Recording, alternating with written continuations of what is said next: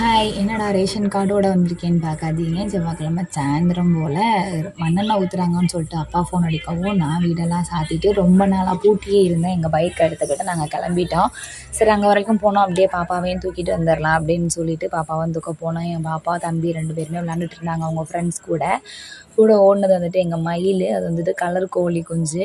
அம்மா வீட்டில் வந்துட்டு பிச்சிப்பூ வச்சோம். அது செம்மையாக வளர்ந்துருச்சு நெடு நெடுண்டு. ஆனால் அதில் இன்னும் பூவே பூக்கல. அதுக்கு எதுவும் பண்ணணுமா என்னன்னு தெரியல. அப்படியே செவ்வாழை மரம், அப்புறம் இன்னொரு வாழை மரம், மல்லிகைப்பூ எல்லாமே வச்சோம். வச்சது வச்சபடியாக தான் இருக்குது. வளருது, பட் பூவோ காயோ எதுவுமே தரமாட்டேங்குது.